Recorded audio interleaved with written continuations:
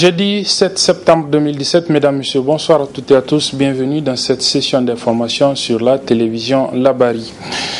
Débutons par ce procès ce matin au niveau du tribunal de grande instance hors classe de Niamey, le procès du président du mouvement des jeunes pour l'émergence du Niger, le MOJEN, M. Sirajo Issa, poursuivi pour outrage à un citoyen chargé d'un service public. Le procès a donc eu lieu ce matin au niveau du tribunal de Niamey.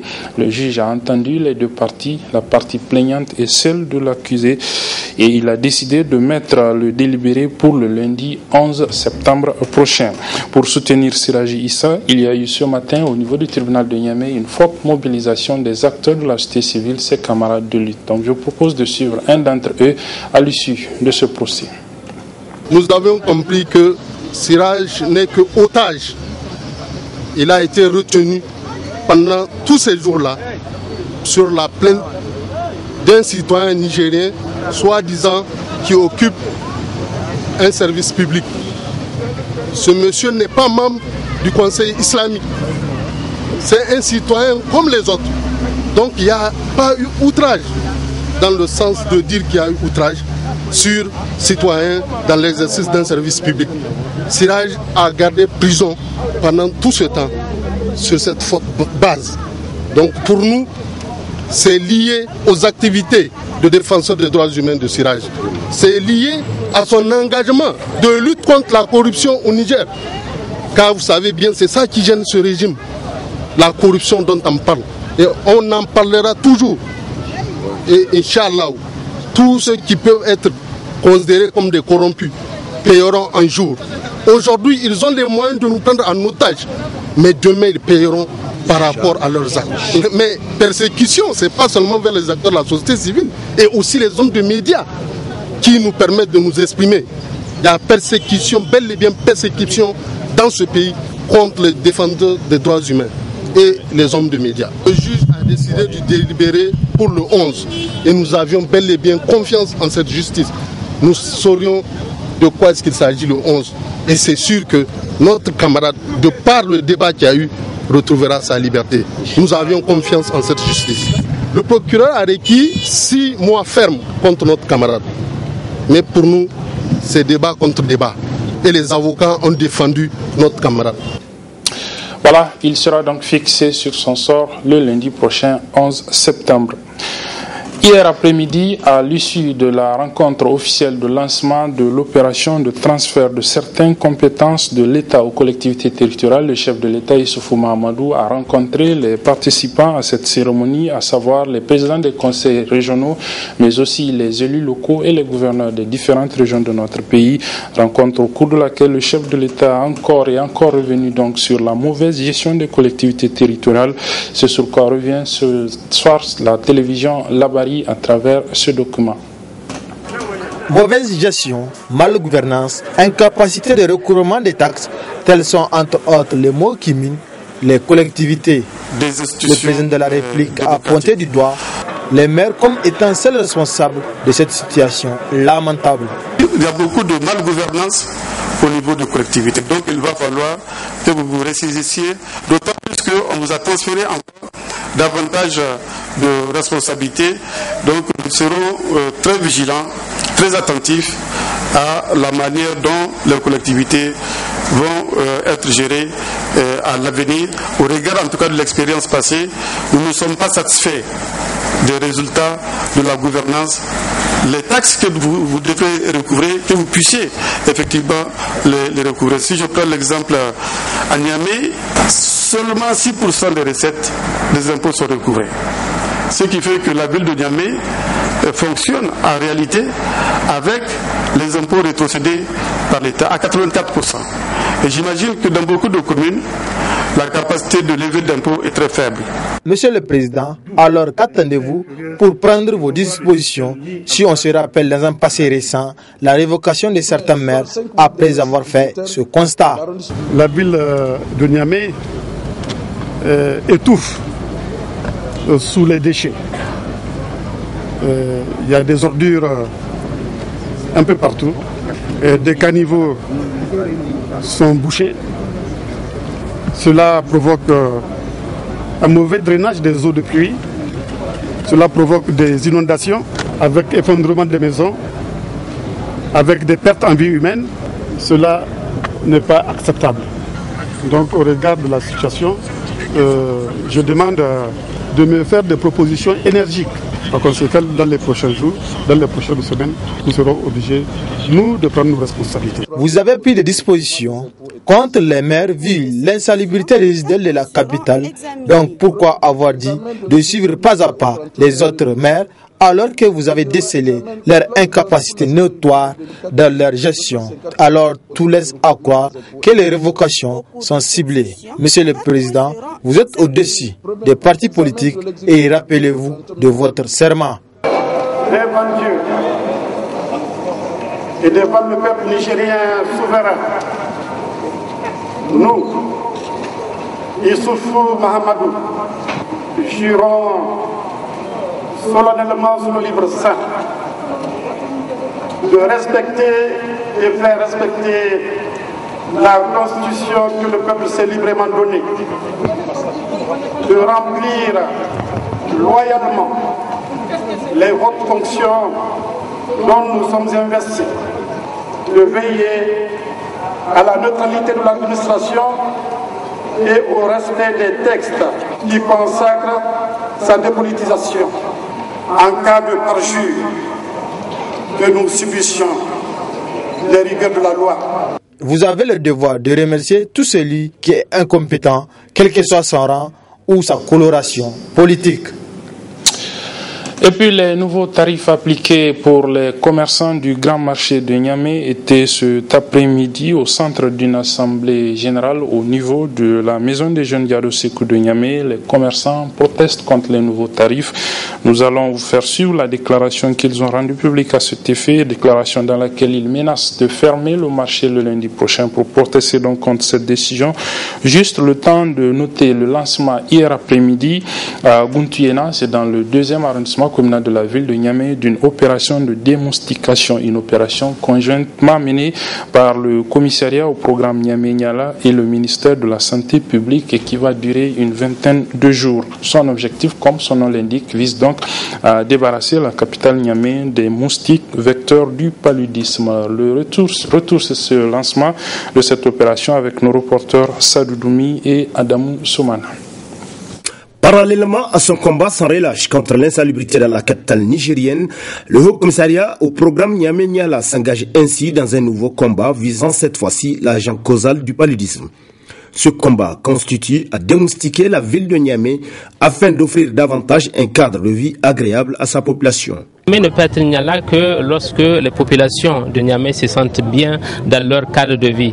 Et cette action de démoustication s'inscrit dans cette dynamique. Nous sommes en période pluviale, nous sommes en période d'une propagation du paludisme et c'est pour cela que ce programme, nous l'avons initié très rapidement et le ministère de la Santé s'est vraiment activé, mettre à notre disposition les produits. Au niveau de Niamey-Niala, nous avons mis en place l'équipe brigadier. Nous aurons aussi un appui du ministère de l'Agriculture et pour le saupoudrage, c'est-à-dire que la pulvérisation aérienne dans la ville de Niamey, afin que nous puissions diminuer cette propagation des moustiques dans la ville de Niamey. Il faut noter que les équipes vont intervenir sur tout ce qui est cours d'eau dans la ville, mais aussi au niveau des ménages. Une opération menée sur fonds propres de l'État, appuyée techniquement par la coopération cubaine en partenariat avec le ministère de la Santé publique. Occasion d'ailleurs pour le ministère de rassurer la population sur la qualité des produits utilisés dans le cadre de la dite opération. Le ministère de la Santé vient en appui à travers un partenariat pour détruire tout ce qui est moustique, tout ce qui est gîte larvaire à travers plusieurs phases de traitement, des lieux de stagnation d'eau, des gîtes larvaires et à travers le saupoudrage, à travers la pulvérisation, mais aussi à travers l'utilisation des hélicoptères. Ça veut dire les 5 communes de Niamey seront concernées pendant au moins 20 jours. Et c'est avec un produit bio larvicide et qui n'est pas nocif à l'être humain, en fait, qui n'a pas un impact sur la santé des humains, mais qui détruit tout ce qui est larve du plasmodium, tout ce qui est moustique plasmodium, qui est responsable du palu. Autant que cette démoustication s'étalera sur 3 mois et concernera toutes les régions du pays. Ainsi, la première phase, dont la présente cérémonie constitue le lancement officiel, va concerner Niamey, Dosso, Maradi et Agadez. Quant à la seconde phase, elle va toucher les régions de Difa, Tawa, Tillabéri et Zender. Une preuve que les autorités du pays se soucient de la santé de la population nigérienne. Voilà, suivons justement sur la maladie du paludisme ce reportage réalisé par une des stagiaires de l'IFTIC sur des images de Ibrahim Abdou. Le paludisme ou malaria, cette maladie provoquée par des parasites du genre Plasmodium, cause environ 1 million de morts par an. Sévit surtout en Afrique, le plus souvent pendant la saison pluvieuse, où les eaux stagnantes sont un peu partout. Le palu, c'est une maladie, je dirais parasitaire, causée par le moustique, surtout les moustiques, le genre Anophèle, la femelle. Et vraiment, chez nous, le paludisme, c'est pratiquement la maladie qui cause plus de décès. On peut dire qu'elle est pratiquement cause de beaucoup de morbidité, c'est-à-dire de maladies, mais aussi des décès, surtout chez des gens qui sont vulnérables, je voulais dire les femmes et les enfants. Et ce qu'il faut retenir, surtout en cette période hivernale, cette période où vous voyez il y a eu beaucoup de précipitations et tout ce que ça a comme conséquence, n'est-ce pas, le plaque d'eau et tout ce qui est assimilé à l'insalubrité.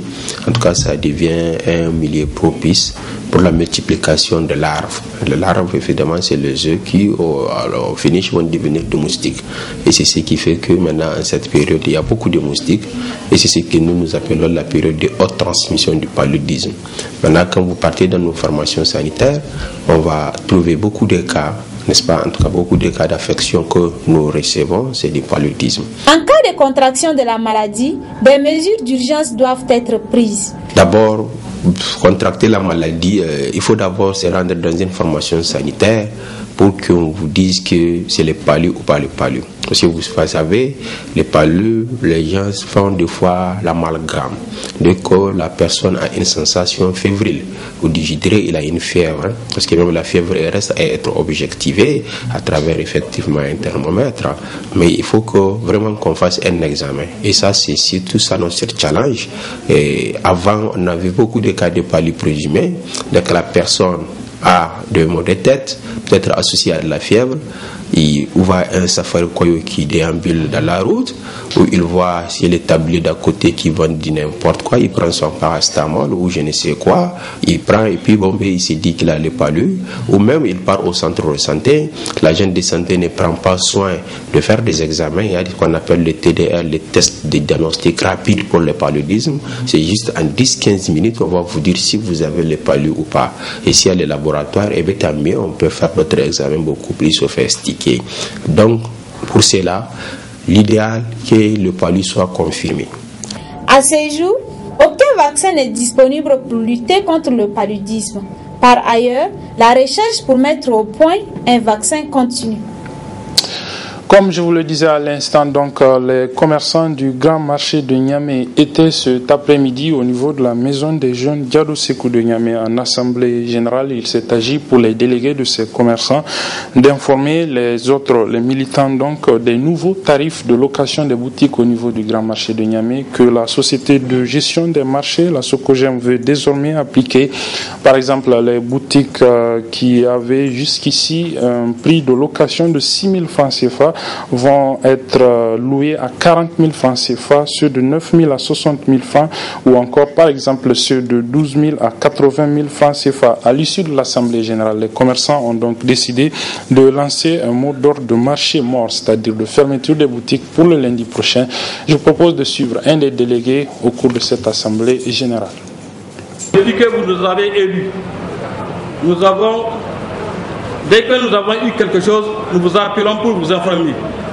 Ce qui est venu maintenant n'est pas nouveau, car c'est la proposition que nous avons rejeté par notre Assemblée nationale dernière, ce qui est le rehaussement des frais de loyer que le juge commercial a validé et nous a envoyé. Nous vous lisons leur dernière décision. Le redressement judiciaire de la Socojam. D'après le rapport final du redressement judiciaire de la Socojam, demandé par le PCA de la dite société, M. Oud Mossi, et exécuté par le syndic, l'expert comptable, M. Ibrahim Issoufou, et validé par le juge commissaire, M. Yacouba Issaka. Les nouveaux prix de loyer des boutiques de la Socojam sont les suivants. Boutique A, 40 000. Boutique B, 60 000. Boutique C, 80 000. Hall, 18 000. Sol, 15 000. Et vous verrez en bas, il y a un tableau qui fait la différence. Boutique A, 8 mètres carrés. Avant, c'était à 6 320. C'est ça maintenant qui est devenu 40 000. Boutique B, 12 mètres carrés. Avant, c'était 9 480. Maintenant, 60 000. Boutique C, 16 mètres carrés. 12 640 francs. Maintenant, 80 000. Hall, 3,60 mètres carrés. 3 000. Maintenant, 18 000. Sol, 3 mètres carrés. Avant, c'était 3 000. Maintenant, 15 000. Donc, c'est pourquoi nous vous avons communiqué ces derniers résultats. Maintenant, c'est à vous de juger parce que c'est vous qui avez la dernière décision. La suite de ce journal avec le point de presse organisé cet après-midi donc au niveau de la compagnie de téléphonie Orange Niger. Il s'est agi pour les responsables d'annoncer le rétablissement de la connexion Internet qui a été perturbée depuis quelques jours et d'annoncer également des mesures de compensation pour ceux qui ont été endommagés. Le résumé de ce point de presse avec nos reporters Soumail Abdoulaye et Ismaël Moumouni.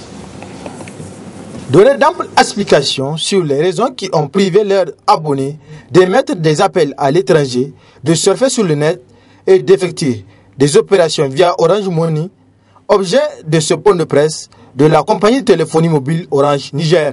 Le 1er septembre, en milieu de journée, la connectivité internationale de notre réseau a été interrompue par la rupture d'un câble sous-marin à fibre optique en haute mer. Cet incident qui a touché plusieurs pays de la sous-région a malheureusement également touché pour nous le Niger. Nous avons immédiatement pris plusieurs mesures pour rétablir autant que possible les services interrompus et soulager autant que possible la douleur et l'insatisfaction de nos clients. Tout d'abord, la force du groupe Orange étant, entre autres, de posséder un navire câblier, nous l'avons mobilisé immédiatement. C'est ainsi qu'il a pu appareiller dans la nuit de vendredi à samedi, afin dans un premier temps de localiser précisément à l'aide d'un robot sous-marin l'endroit même de la coupure du câble sous-marin, puis ensuite de procéder à sa réparation. Depuis hier après-midi, le câble sous-marin est réparé et nous avons restauré l'ensemble de nos services qui sont maintenant disponibles. Pour se faire pardonner des désagréments, Orange Niger va offrir des aubaines à leurs clients. Je vais vous formuler mes plus sincères excuses à l'endroit de nos clients et de nos partenaires, qu'ils soient grand public, professionnels, entreprises, publics, pour la gêne occasionnée dans leurs activités, et particulièrement au moment de la fête de la Tabaski. Je voudrais également vous assurer de la mobilisation et de la motivation sans faille de l'ensemble du personnel Orange Niger, mais également du groupe Orange, afin de vous offrir au quotidien ce qui est essentiel pour vous. Je profite de l'occasion pour annoncer à tous nos clients utilisateurs Internet qui ont souscrit à un pass Internet dans cette période et qui n'ont pas pu l'utiliser en totalité ou en partie, qu'ils seront naturellement remboursés. Et je vous informe également que du 8 au 10 septembre inclus, nous doublons le volume Internet sur chacune des souscriptions. C'est ainsi que pour chaque pass Internet souscrit, le client bénéficiera d'un pass offert pour la même période de validité. C'est en 6 jours que la compagnie a su réparer le câble reliant l'Europe à l'Afrique. Orange Niger s'engage à veiller pour que ce genre de situation ne se reproduise plus. Avec Orange, vous vous rapprochez. Voilà la situation des agents du groupe de presse Dunia au centre cet après-midi d'un point de presse du bureau provisoire du syndicat national des professionnels des médias privés du Niger. Objectif, éclairer l'opinion des décisions que les responsables de ce groupe de presse sont en train de prendre contre certains agents qui sont membres de ce syndicat. Je vous propose de suivre un extrait de ce point de presse. Ils nous ont donné quelques raisons qui expliquent le retard dans nos salaires. Et les raisons là, il y a la Nigélec, ils disent, selon le DAF, il y a la Nigélec, il y a le service impôt, il y a la Caisse nationale de sécurité sociale et il y a des agents qui ont été arbitrairement licenciés par le groupe de presse Dunia, que Dunia est en train de payer. Nous avons dit, nous sommes vraiment désolés, monsieur le DAF. En tout cas, nous ne sommes pas convaincus que c'est pour ces raisons-là, on puisse nous dire qu'on ne peut pas nous payer à terme échu. Pour revenir sur ces charges, par exemple, à la caisse. La caisse, nous contribuons. Chaque fin du mois, on nous prélevait cette caisse. Mais, jusqu'à aujourd'hui, moi ça me fait 10 ans là-bas. Jusqu'à aujourd'hui, je n'ai pas carte de la Caisse nationale de sécurité sociale. Mais bon Dieu, ça va où mes cotisations donc? Mes cotisations, elles vont où? Il y a un événement qui pointait à l'époque, c'était la fête de Tabaski. Donc, on a écrit en bonne et due forme une correspondance qu'on a déposée au niveau de la direction. La correspondance date du 14 août. Et dans cette correspondance, nous les avons donné un ultimatum de 48 heures. Nous avons dit que le 15 et le 16 août, si rien n'est fait par rapport à nos salaires, qu'ils sachent que à partir du 17 à 6 heures du matin, nous allons arrêter toute activité. Bizarrement, le 16 août, à 17 heures, ils ont commencé à nous payer. Le 17, 18, 19, malheureusement, très malheureusement, jusqu'au 28 août, on a continué les salaires. Parce que les agents qui sont dans les différentes banques, il y en a qui n'ont pu avoir accès à leur salaire que le 28 août. Le harcèlement et les intimidations ont commencé à venir. Nous avons reçu une première correspondance parce que il y a une note qui est sortie qui dit qu'il nous affecte. Et cette situation, je rappelle que ça ne date pas de maintenant. Cette situation, ça date de longtemps. Nous avons pris uniquement les 6 derniers mois. Mais pour rappel, l'année passée, le mois de Ramadan de l'année passée, les agents qui sont à la banque, personne n'a reçu 1 franc à la fête de Ramadan. Quand il était venu à Dunia, il jouissait de l'estime de tout le personnel de Dunia. Parce que nous l'avions applaudi. Et enfin, un professionnel est là à la tête de Dunia. Très malheureusement, au bout de 3 mois, il a fait ses preuves. Parce qu'il n'y a pas plus que d'accuser ta secrétaire et ton manœuvre de vol d'argent. Il l'a fait. En plus de cet acte posé, le DG, il nous parle le plus souvent des arriérés de caisse.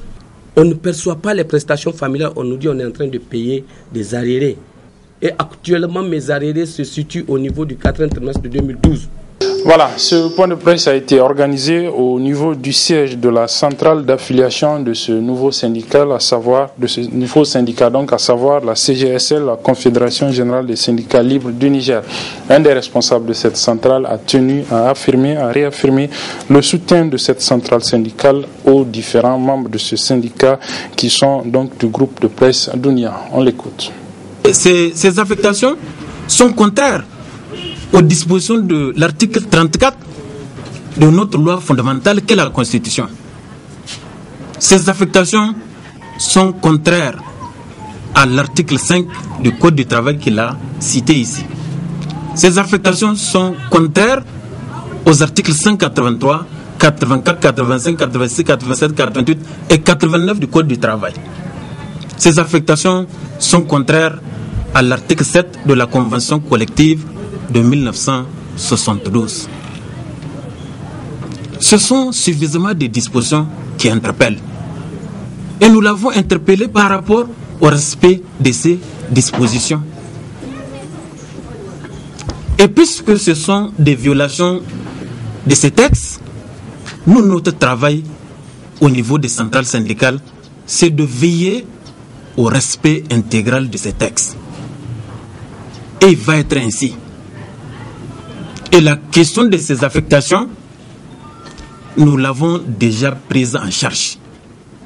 Ce n'est plus le SENAPREP qui est en train de gérer cette question, c'est la CGSL qui est en train de gérer cette question, que le directeur le sache.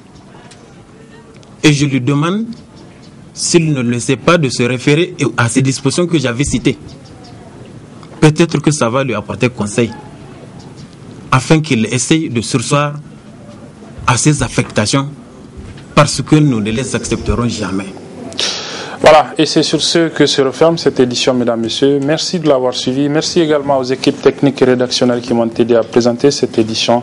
Les programmes se poursuivent sur la télévision La Bari.